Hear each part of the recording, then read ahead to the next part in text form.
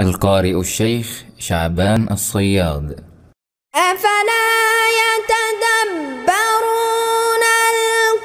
القرآن ولو كان من عند غير الله لوجدوا فيه اختلافا كثيرا. القارئ الشيخ فارس عباد. بسم الله الرحمن الرحيم. الحمد لله رب العالمين الرحمن الرحيم مالك يوم الدين إياك نعبد وإياك نستعين اهدنا الصراط المستقيم صراط الذين أنعمت عليهم غير المغضوب عليهم ولا الضالين.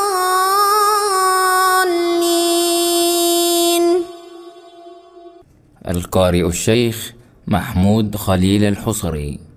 أفرأيت الذي كفر بآياتنا وقال لأوتين مالا وولدا اطلع الغيب أم اتخذ عند الرحمن عهدا كلا سنكتب ما يقول ونمد له من العذاب مدا ونرثه ما يقول ويأتينا فردا واتخذوا من دون الله آلهة ليكونوا لهم عزا كلا سيكفرون بعبادتهم ويكونون عليهم ضدا. القارئ الشيخ حسن صالح. وعباد الرحمن الذين يمشون على الأرض هونا وإذا خاطبهم الجاهلون قالوا سلاما والذين يبيتون لربهم سجدا وقياما والذين يقولون ربنا اصرف عنا عذاب جهنم إن عذابها كان غراما إنها ساءت مستقرا ومقاما والذين إذا أنفقوا لم يسرفوا ولم يقتروا وكان بين ذلك قواما والذين لا يدعون مع الله إلها آخر ولا يقتلون النفس التي حرم الله إلا بالحق ولا يزنون ومن يفعل ذلك يلقى أثاما. القارئ الشيخ إسلام صبحي. وما لنا ألا نتوكل على الله وقد هدانا سبلنا ولنصبرن على ما آذيتمونا وعلى الله فليتوكل المتوكلون.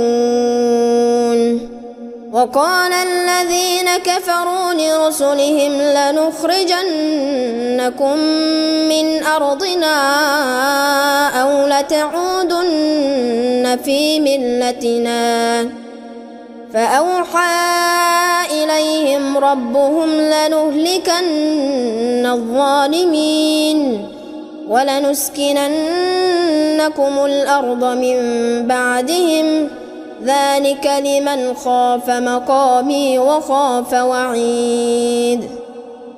القارئ الشيخ محمد صديق المنشاوي. ربه الكبرى. القارئ الشيخ ماهر المعيقلي. ياسين والقرآن الحكيم إنك لمن المرسلين على صراط مستقيم تنزيل العزيز الرحيم لتنذر قوما ما أنذر آباؤهم فهم غافلون لقد حق القول على أكثرهم فهم لا يؤمنون إنا جعلنا في أعناقهم أغلالا فهي إلى الأذقان فهم مقمحون. القارئ الشيخ عبد الباسط عبد الصمد. بسم الله الرحمن الرحيم.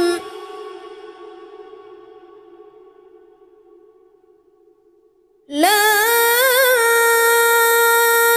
أقسم بهذا البلد وأنت حل بهذا البلد ووالد وما ولد لقد خلقنا الإنسان في كبد.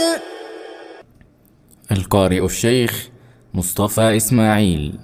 وقضى ربك ألا تعبدوا إلا إياه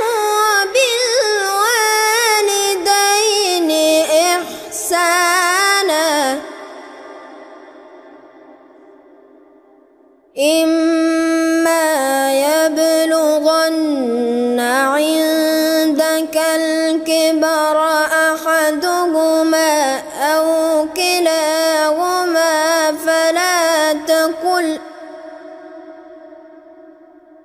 فلا تقل لهما أف ولا تنهرهما وقل لهما قولا كريما